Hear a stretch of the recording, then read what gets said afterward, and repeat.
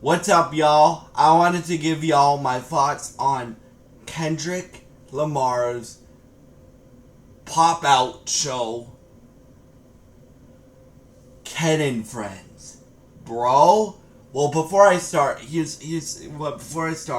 I personally think I love concerts. I'm going to Chris Brown this weekend, so I guess this is kind of an update for you guys as well. There won't be videos Saturday or Sunday, so yeah. But I love concerts. So luckily this is streamed or was streamed on Amazon Prime.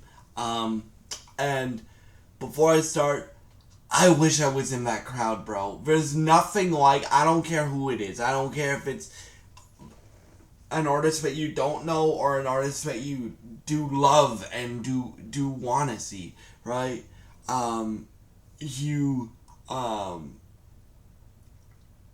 There's nothing like being in the crowd when they do your favorite song, or you've been waiting to see them for 13 years, or something like that. But dude, this hip hop show for Kendrick was amazing. So let me go through. This is gonna be a bit of a long video. I hope you guys are okay with that. Yeah. As you guys know, I love concerts, so I would give this one, even though I wasn't there in person, just watching it on the live stream, a 10. Because he started off with, DJ Head started it off, and he brought out Problem and a whole bunch of other artists. Then you got Mustard. Now Mustard brought out, you ready for this? Tyler the Creator, Roddy Ricch, YG, Ty Dolla $ign, and Blast. And he also did a rest in peace message to Nipsey Hussle. Rest in peace, Nipsey Hussle. And then Kendrick came out. Now Kendrick, he started off with Euphoria, bro. And the whole crowd and me were saying, we're rapping the song. Like, the whole crowd was rapping the Euphoria song. And then he went into saying, are you ready to get this shit started? And he's like, yeah. And he's like, say less. And then he goes into DNA, Element, and then he does Money Trees. Money Trees, he brings out J-Rock. So they do that together. And then they do King is Dead. Then they're like, oh, we're missing somebody. So they bring out Schoolboy Q, which is a TDE reunion boy. That's what that means. And then they're like, we're missing another person. So then they bring out Ab Soul, and that creates like our whole, like my generation's whole West Coast scene at the time, right? Because I started listening to rap in 2008, so right when Kendrick came out. So him, Ab Soul, J-Rock, and Schoolboy were like my West Coast from my generation. So that was very exciting for me. Like, literally me and my best friend were messaging back and forth.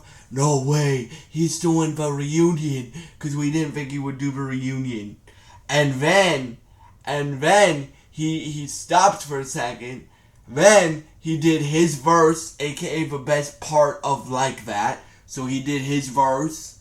And then he brought out Dr. Dre, and they did California Love and Dre Day. They did California Love and Dre Day, and then the what I like to call the lyrical assassination of Drake started, because he's like, Dre, you have one more thing to say, Dre? And then he's like, oh, I'm gonna need a moment of silence for this one. And then he's like, I see dead people.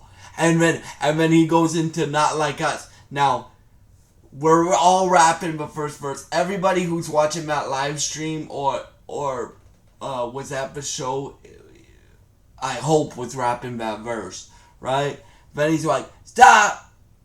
And then he plays it again. He's like, stop! And then he plays it again. And then he goes through the full song. He ends up playing the full song 6 times, bruh. 6 times, bruh. I'll say that again. 6 times, bruh. So then he so every time he plays the song, right? The whole crowd and pretty much, well, at least I was rapping along on the live stream, right? And the whole crowd the whole stage kept getting bigger and bigger and bigger and bigger and bigger. So he brought out everybody that performed before him, right? And he also brought like Russell Westbrook, LeBron, James. He brought out a few Raptors players. So yeah, bro, this, like, why I call this the lyrical assassination of Drake. I don't think Drake can recover from this, bro. Especially in the hip hop community. I don't think he can recover from this, bro. But yeah, we didn't get any new music announcements, but here's what the rumor is. So Kendrick, the rumor is that he's gonna drop an album later this year. And Drake, stupidly, wants to compete with Kendrick again, so he wants to drop it on the same day as Kendrick. Now, if I was Drake, I wouldn't, especially after this. But